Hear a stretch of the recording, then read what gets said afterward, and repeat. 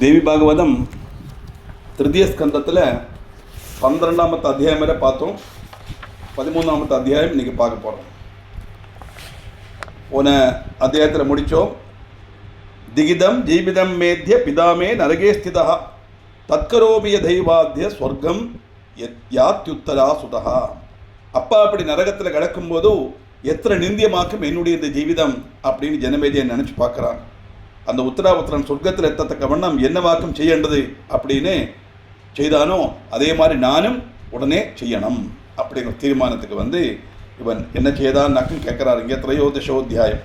ராஜோவாஜாம் ஹரிநாது கதா யஜ்ஞ கிருத பூர்வம் பிதாமஹா ஜகத்காரண ரூபேண விஷ்ணுனா பிரவவிஷ்ணுனா. ஏ பிதாமஹா, அபார சக்திமான விஷ்ணு சுயம் ஜெகத்காரணமாக்கும் இருந்துட்டும் அவர் பண்டு எப்படி யஜ்ஞம் நடத்தினார். கேசஹாயாஸ்து தத்ராசன் பிராமணா கே மகாமதே ரித்விஜோ வேத தத்வஜ்ஞாஸ்தன்மே ப்ரூஹி பரந்தபா. மகாமதே, அந்த மகாவிஷ்ணுவுக்கு அந்த யஜ்ஞத்தில் சகாயிக்கிறதுக்கு யாரெல்லாம் உண்டாயிருந்தான், ரித்துக்கள் யாரெல்லாம் உண்டாயிருந்தா, வேதத்துவம் அறியப்பட்டவாரெல்லாம் உண்டாயிருந்தா, இதெல்லாம் எங்களுக்கு விஷதமாக சொல்லித்தரணும் அப்படின்னு கேட்க, பஷாத் காரியோம்யகம் யஜ்ஞம் விதி திருஷ்டேன கர்மணா சுத்வா விஷ்ணு கிருதம் யாகம் அம்பிகாயா சமாஹிதா. ஏன்னா ஒரு யஜ்ஞம் நடந்தது, அதில் தேவி மகன் நடந்தது, அது எப்படி விஷ்ணு நடத்தினார், யாரெல்லாம் வந்தான்னு கேட்டால் அதே மாதிரி ஒரு ஏற்பாடு தனக்கும் பண்ணணும்னு ஆகிரகம் வரைக்கும் அதாக்கு இந்த கேள்வி கேட்குறாரு. பகவான் விஷ்ணு எப்படியாக்கும் அம்பிகா யஜ்ஞம் நடத்தினார் அப்படின்னு கேட்ட உடனே, நானும் விதி அனுசரித்த கர்மத்தோட ஸ்ரத்தாபூர்வம் அந்த யாகம் செய்யலாம், அதுதான் என்னுடைய தாத்பரியம் அப்படின்னு ராஜா சொல்ல, அதை கேட்டு சொல்கிறார் வியாசர். வியாசோவாஜா ராஜன் சுணு மகாபாக விஸ்தரம் பரமாத்புதம் யதா பகவதா யஜ்ஞ கிருதஷ்ட விதி பூர்வகா. மகாபாகன் ராஜாவே, எப்படியாக்கும் விதி அனுசரித்து பகவான் விஷ்ணு பரமாத்மபூதமான அம்பிகா யஜ்ஞம் நிர்வகித்தார் அப்படின்னு சொல்கிறேன், கேட்டுங்கோ. விசர்ஜிதா யதா தேவியா தத்வா சக்திஷ்டதாஸ்திரயா காஜேஷா புருஷா ஜாதா விமான வரமாஸ்திதாக. எப்போவாக்கும் பகவதியான புவனேஸ்வரி தன்னுடைய சரீரத்திலிருந்து 3 சக்திகளை புறப்படுவிச்சா, அப்போ அந்த 3 சக்திகளும் பிரம்மா விட்டு மகேஸ்வரங்கிற 3 புருஷ ரூபங்களை கொண்டு ஒரு விமானத்தில் ஆசனஸ்தரானா. நேரத்தை பார்த்தோம், அதை நான் கதையைத்தான் திருப்பி இங்கே சொல்கிறான். பிராப்தா மகார்நபம் கோரம் திரயஸ்தே விபுதோத்தமாக சக்ருஸ்தானானி வாசார்த்தம் சமுத்பாத்யதராம் ஸ்திதாம். அப்படிப்பட்ட அந்த 3 தேவசிரேஷ்டன்மாரும் கோரமான மகாசமுத்திரத்தில் போய் சேர்ந்தா சொந்த வாசஸ்தானங்கள் நிர்மிக்கிறதுக்கு வேண்டி அவள் ஆத்தியம் பூமியை சிருஷ்டிச்சா. அதுக்கப்புறமும் ஆதார சக்தி ரஜலா முக்தா தேவ்யா ஸ்வயம் ததா ததாதாரா ஸ்திதா ஜாதா தராமேத சமன்விதா. அந்த சமயத்தில் பகவதியான புவனேஸ்வரி தன்னுடைய ஆதார சக்தியை அங்கே அனுப்ப, அந்த ஆதார சக்தி ஆசிரியிச்சு பூமி மேதஸோடும் கூடி ஸ்திதி செய்யப்பட்டதாக மாறித்து. ஆதார சக்தினா ஒரு கூர்மம், கூர்மத்துக்கு மேலே ஆதிசேஷன், ஆதிசேஷனோட தலையில் பூமி இருக்கிறதானாக்க சங்கல்பம். மதுகைடபயோர் மேத சம்யோகான் மேதினி ஸ்மிருதா தாரணாச்சதரா புரோக்தா பிருத்வி விஸ்தாரயோ கதா. மதுகையிடன்மாரோடு மேச சேர்ந்தது கொண்டு அவள் மேதினியானா. எல்லாத்தையும் தன்னில் தரிக்கிறதுனாலே தரையும் ஆனா. விஸ்திருதமானது கொண்டு பிருத்வினும் பேர் லபிச்சது. அப்போ பூமிக்கு மேதஸு, தரா, பிருத்வி இப்படி எல்லாம் நிறைய பரியாயபதம் உண்டு பூமிக்கு. மகீச்சாபி மகீயஸ்துவா திருதாசா சேஷமஸ்தகே கிரயஷ்ச கிருதா சர்வே தாரணார்த்தம் பிரவிஸ்தரா. வலிப்பம் கொண்டு மகிங்கிற பேர் கிடச்சது. புவனேஸ்வரி அவளை சேஷனுடைய மஸ்தகத்தில் பிரதிஷ்டிச்சா. உடப்பிச்சு தரிசனத்துக்காக பர்வதங்களை தாராளம் சிருஷ்டிச்சா. லோககீலம் யதா காஷ்டே ததா தே கிரய கிருதா மகீதரோ மகாராஜே புரோச்சியதே விபுதைர் ஜனை. இங்கே சந்தேகம் வந்தது, புரோச்சியந்தேன்னு கிடையாது, மகீதரம்ங்கிறதுனால ஏகவஜனமா, அதனால புரோச்சியதே தான் கரெக்டே சொல்லியாச்சு.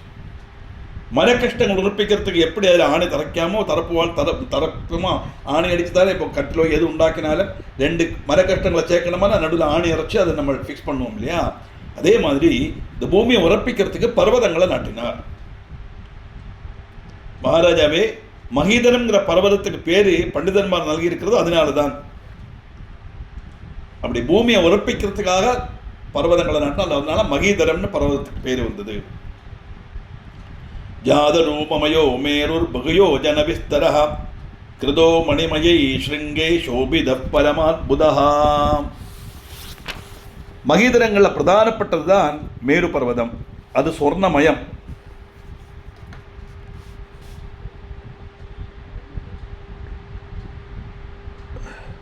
நிறைய பிரயோஜனம், நிறைய யோஜனை விஸ்தாரம் உள்ளது. அநேக மணிமயமான கொடிமுடிகளோடு கூடி சோபிக்கப்பட்டது தான் அற்புதமான அந்த மேரு பர்வதம். மேரு பர்வங்கிறது ஹிமாலயத்தினுடைய சிருங்கத்தில் இருக்கக்கூடியது. அம்புடு சொர்ணமயமாம் இந்த பர்வதம்.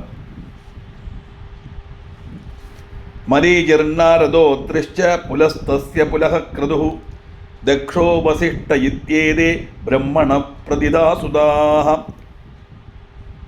மரீச்சி, நாரதன், புலஸ்தியன், புலகன், கிருது, தக்ஷன், வசிஷ்டன்.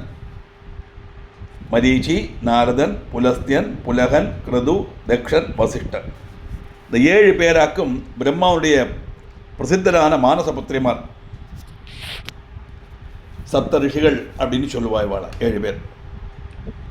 மரீஜே கஷ்யபோ ஜாதோ தக்ஷகன்யாஸ்திரயோதசா தாபியோ தேவாஸ்ச தைத்யாச்ச சமுத்பன்னா ஹ்யநேகஷः. இந்த மரீச்சிங்கிற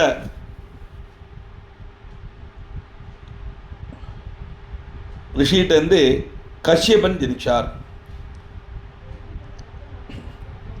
தக்ஷனுக்கு 13 புத்திரிமார் உண்டாயிருந்தது. அதிலேண்டு தான் அநேகம் தைத்தியன்மாரும் தேவன்மாரும் கஷ்யபனுக்கு உண்டானா.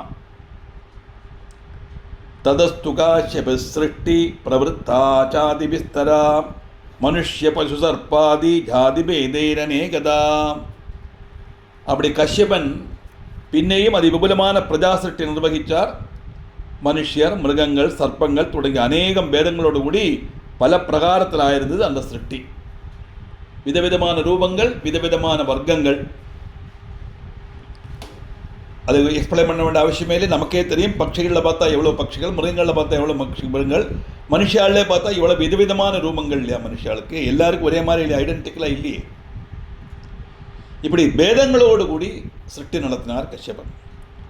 பிரம்மணார்த்த தேகாத்து மனுஸ்வாயம்புவோ பவது சதரூபா ததா நாரி சம்ஜாதா வாமபாகதா.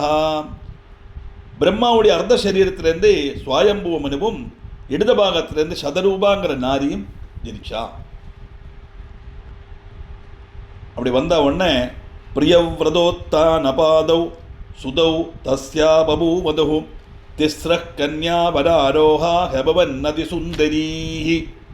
அசுந்தராக அல்ல, சுந்தரீஹி தான்.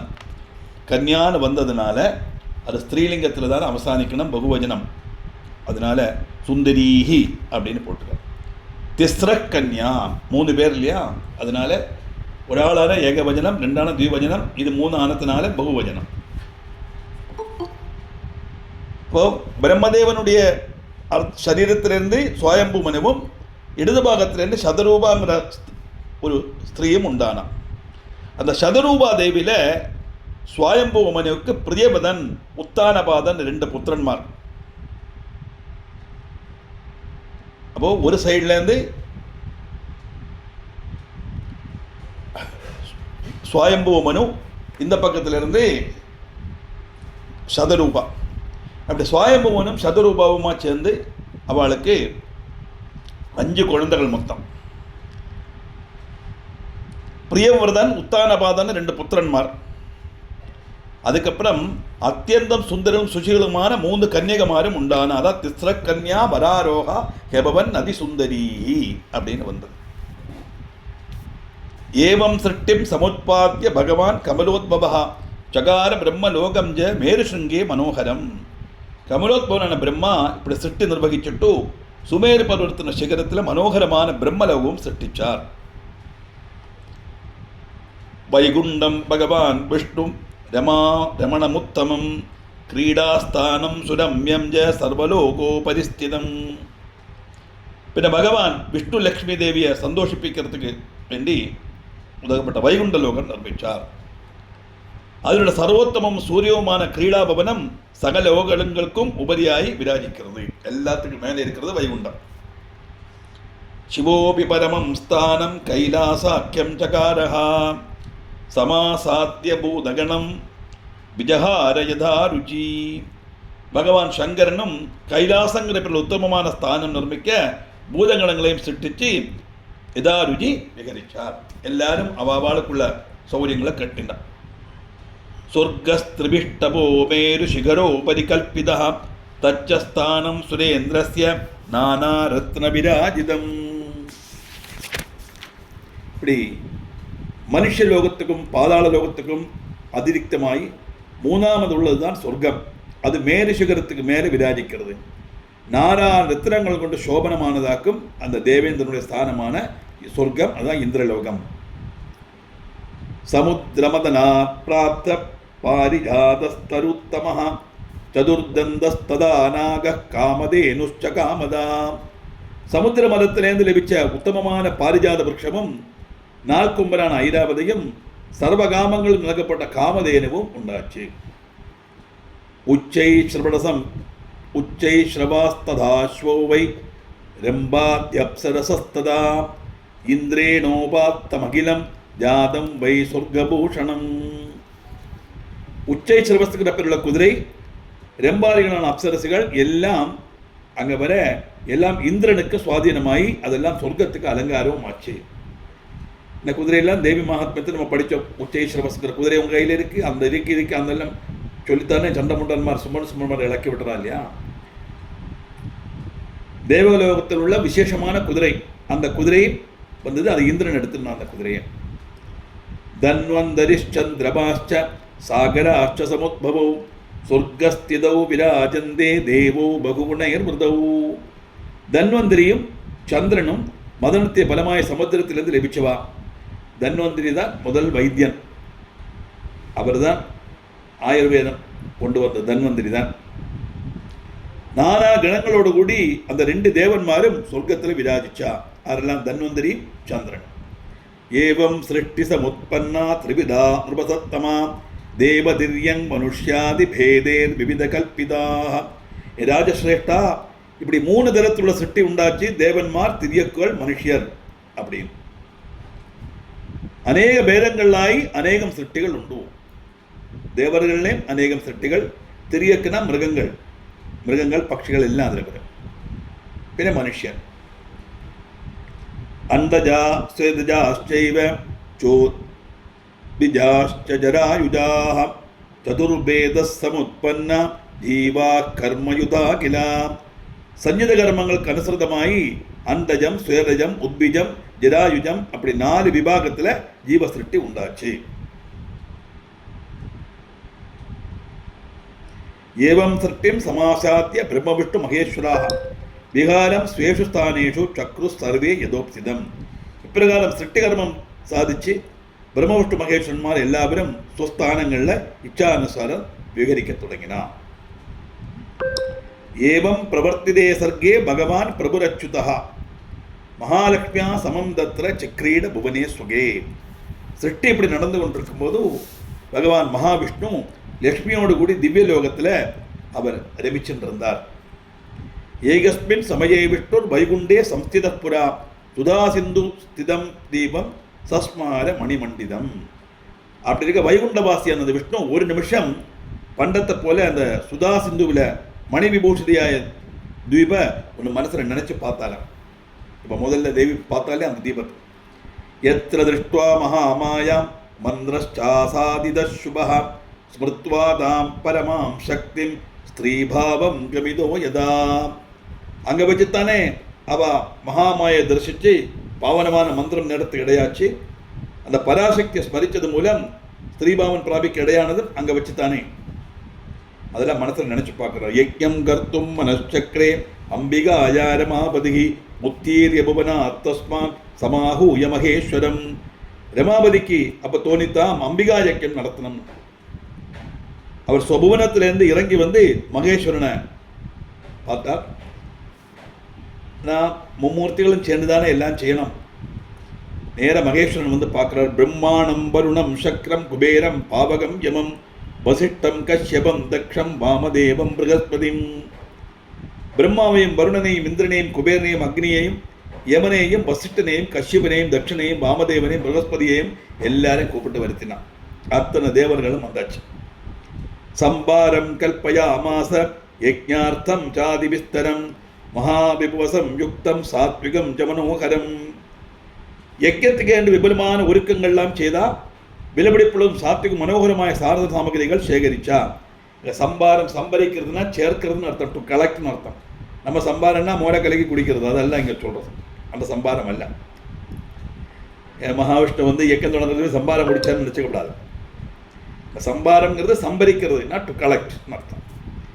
என்னென்ன யஜ்யங்களுக்கு வேண்ட வஸ்துக்கள் வஸ்துக்கள் எல்லாம் அவள் சேகரிக்க தொடங்கினான். பலதும் பல இடத்துல இருக்குமே. நம்மளை அப்படித்தானே ஒரு ஃபங்க்ஷன் நடத்தணும்னா கடைக்கு போவோம் இல்லையா? துணி வாங்கினோம்னா துணி கடைக்கு போனோம், பலவஞ்சனம்னா பலவஞ்சனம் கடைக்கு போனோம், காகரி வாங்கினோம்னா காகரி கடைக்கு போனோம். இப்படியெல்லாம் சம்பரிப்போமே, அதுதான் சம்பாரங்கள். எல்லா சாமகிரிகளும் சேகரித்தார். அப்புறம் என்ன செய்தார்? மண்டபம் விததம் தத்ர காரயாமாச சிற்பபிஹி ரித்விஜோ வரயாமாச சப்தவிம்சதி சூப்ரதான்.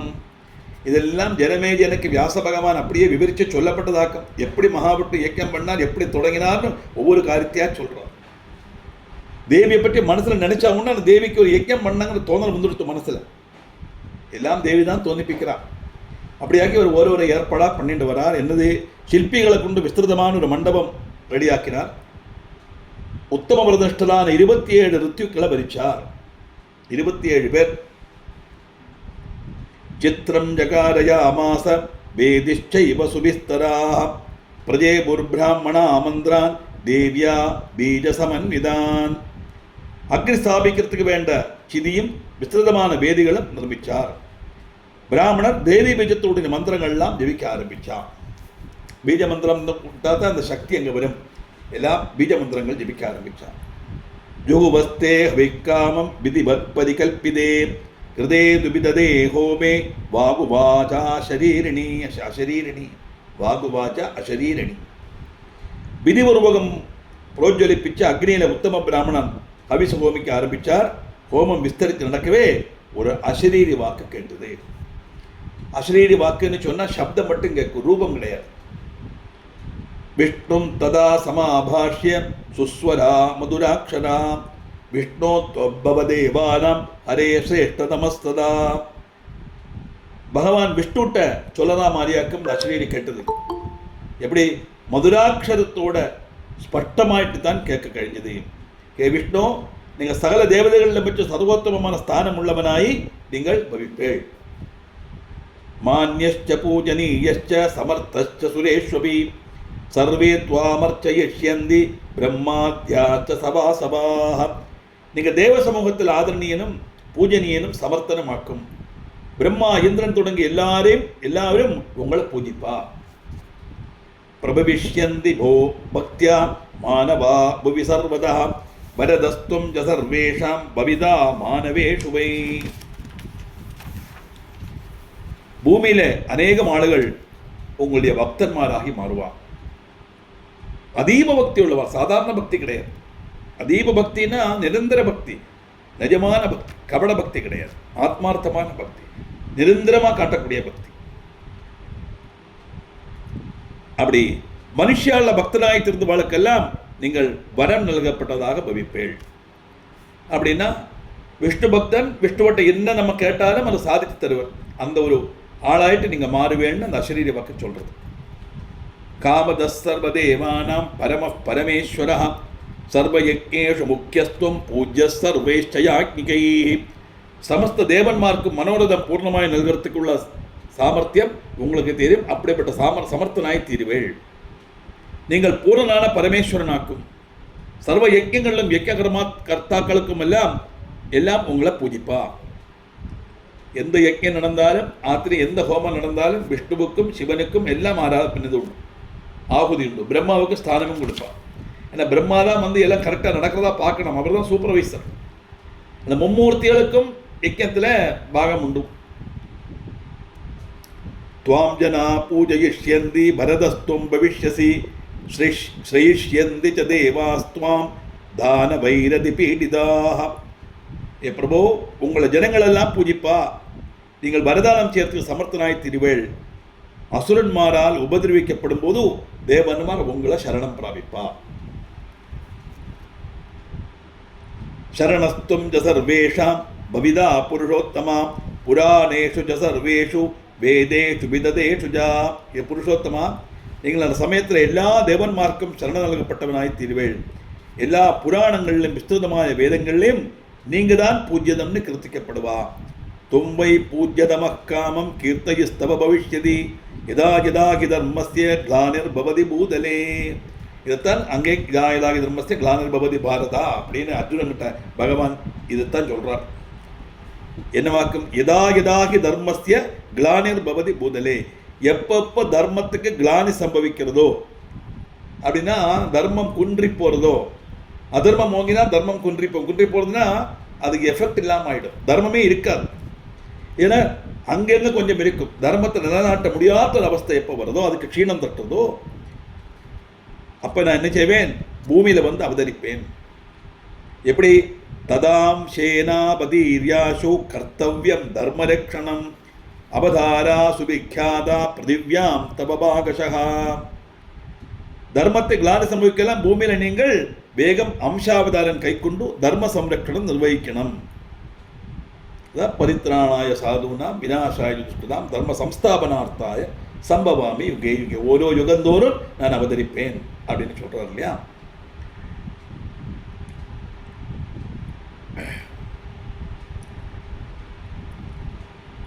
ஓரோ அவதாரமும் பூமியில பிரசித்தமாகும்.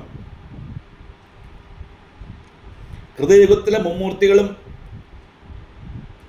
அதுக்கப்புறம் திரேதாயுகத்தில் ராம அவதாரம்,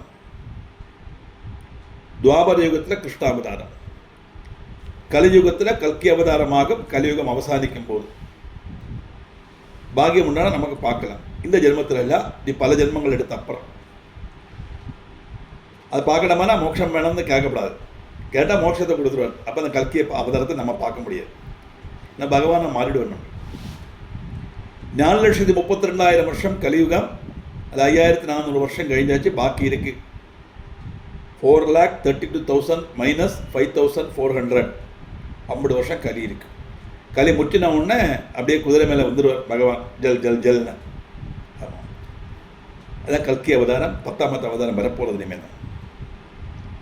இப்படி ஓரோ அவதாரமும் பிரசித்தமாக எப்படி பவிஷ்யந்தி தராயாம் வை மானனீயா மகாத்மனாம் அவதாரேஷு சர்வேஷு நானா யோனிஷு மாதவா. அவதாரம் பூமியில மகாத்மாக்கு சம்மதமாக இருக்கும். ஹே மாதவா, எல்லா அவதாரங்களும் நானா யோனிகளுமாய் பந்தப்பட்டதாயிருக்கும் சம்பவிக்கிறதுக்கு. பலவிதமான க்ஷத்திரியன் மூலமா, இடையன் மூலமா பல இது எடுக்கிறார் இல்லையா? இந்த பலவிதமான நானாவிதமான யோனிகளோட ஸ்திரீகள்லேருந்து நீங்கள் ஜென்மம் எடுப்பீள். விக்யாத சர்வலோகேஷு பவிதா மதுசூதனா அவதாரேஷு சர்வேஷு சக்திஸ்தே சகச்சாரிணி. மதுசூதனா, எல்லா லோகத்திலும் நீங்கள் பிரசித்தமாய் தெரிவேள். எல்லா அவதாரங்களிலும் உங்களுக்கு சக்தியோட சாகஜாரித்துவம் உண்டாயிருக்கும். சக்தியில நம்ம ஒன்றுமே பண்ண முடியாது. அது சிவசக்தியாயுக்தோ எதிபவரி சக்த பிரபவிதம் நச்சே தேவம் தேவோ நகலு குச்சல ஸ்பந்திதும் அப்பி.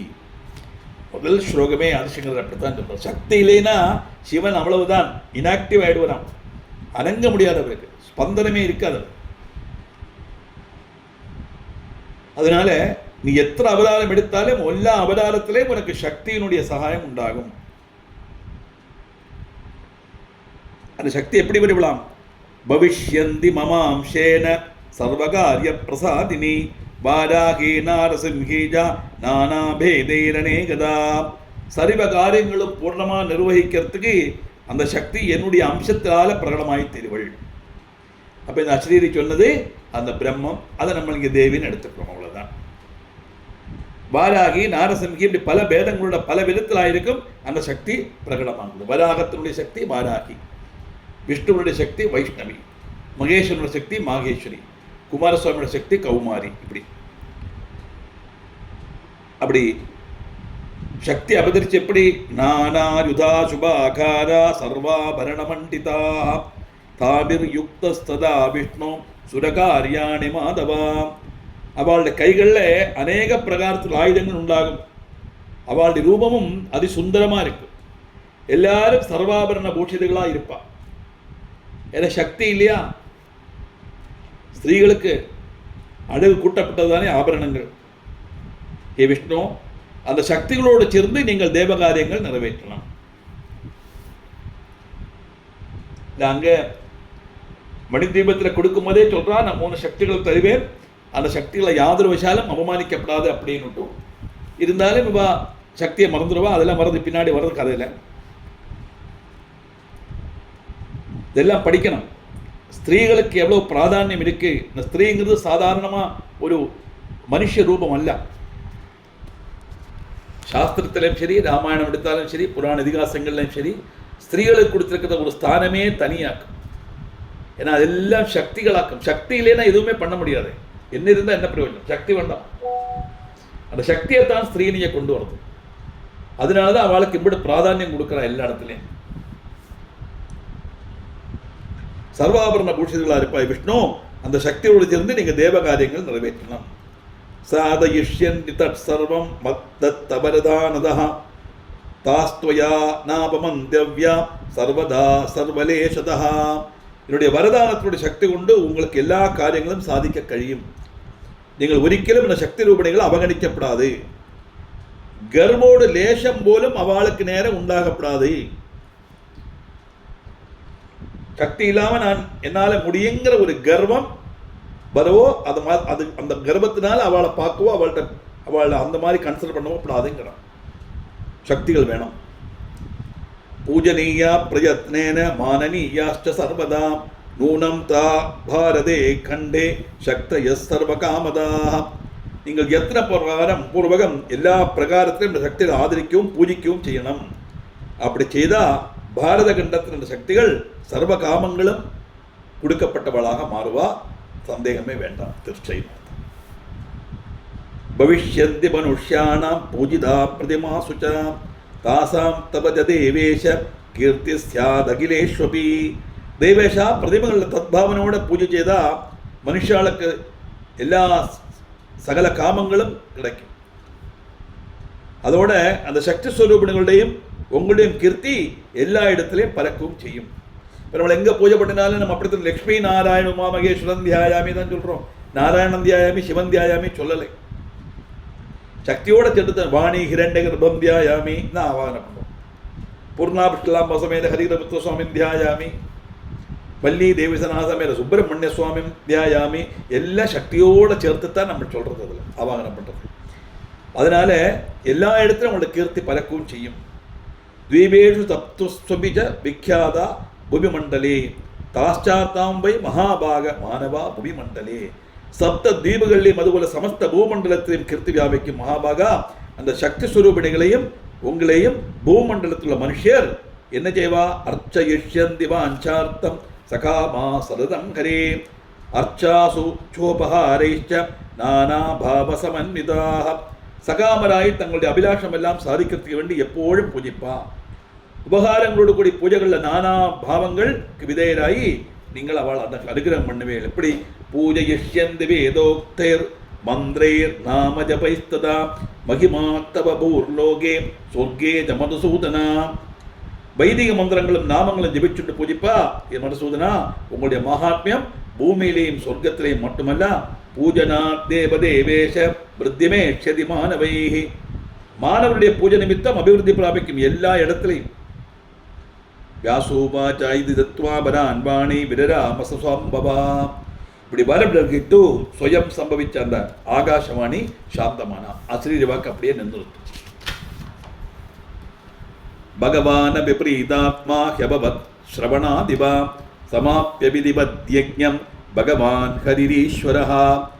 இந்த ஆகாசவாணி கேட்டதோட அதுலேருந்து தான் இந்த ரேடியோவுக்கு ஆகாசவாணின்னு பேர் வந்தது. ஏன்னா அது ஆகாச மார்க்கம் தானே, சப்தம் வருது இல்லையா? அந்த சவுண்டு வேவ்ஸ் வந்து தானே மாற்றிட்டு இருக்கிற ரேடியோவில் கேட்கறது. ஆனால் ஆகாசவாணின்னு பேர் வச்சார். அது கேட்டதோட பகவான் விஷ்ணு அத்தியந்தம் பிரசன்னமானார். அதுக்கப்புறம் வித்யாமன்னம் யஜ்யம் சமாபிச்சு பகவான் ஹரி விசர்ஜயித்வா தான் தேவான் பிரம்மபுத்திரான் முனீனதா ஜகாமானுச்சரை சார்த்தம் வைகுண்டம் கருடத்வஜா. அந்த தேவன்மாரையும் பிரம்மபுத்திரான் முனிமாரையும் யாத்திரையாக்கி கருடத்வஜனாகி அனுஜரன்மாரோடி வைகுண்டத்துக்கு போனார். பாருங்க, வைகுண்டத்தில் வச்சு யஜ்யம் நடத்துறேன், கைலாசத்தில் வச்சு யஜ்யம் நடத்த முடியாது. யஜ்யம் நடத்துறமான பூமியில தான் வரணும். அதனாலதான் அத்தனை பேரும் பூமியில வந்து யஜ்யம் நடத்திட்டு அவஸ்தானத்துக்கு போனான்னு வருது. அதான் கர்மங்களுக்கு விலநலமாகிய பூமி இதுன்னு அறிஞாலும்னு பூந்தானம் பாடுறான். கர்மங்கள் பண்ணி அந்த கர்ம பலன சத்கர்மங்களோட பட்டு பலத்துமா நம்ம சந்தோஷத்தை அடைஞ்சு முக்தி அடையணுமானா அதுக்கு ஒரே ஒரு வழி பூமியில தான். பூமி தான் இந்த பாரத கண்டம், பாரத பூமி தான்.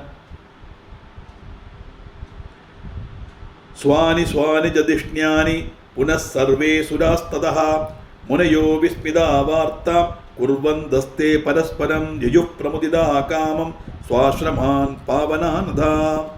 அந்த அவசரத்தில் சகல தேவன்மாரும் முனிமாரும் இந்த யஜ்யத்தை பற்றி பரஸ்பரம் பிரகீர்த்திச்சு கொண்டு அவளுடைய பவித்திரமான ஆசிரம ஸ்தானങ്ങളിலேக்கு சசந்தோஷம் யாத்திரையானா. எல்லாரும் கூப்பிட்டு வருத்தினா நம்ம சொன்னோம் இல்லையா, யாகம் முடிஞ்சது, தேவி அனுகிரகிச்சா, அந்த அனுகிரகத்தினால பூமியில் என்னென்ன சம்பவிக்குன்னு சொல்லியாச்சு. சொல்லிட்டு அவ இடத்துக்கு போனான். ஸ்ருத்வா வாணிம் பரம விசதாம் வ்யோமஜாம் சோதரம்யாம் சர்வேஷாம் வை பிரகிருதி விஷயே பக்தி பாவாஷ்ட ஜாதः சக்ரஸ்வர்வேதிஜ முனிகணா பூஜனம் பக்தி யுக்தாः தஸ்யா காமம் நிகில பலதம் பகலம் சாகமோக்தம் முனீந்திராः. ஆகமோக்தம்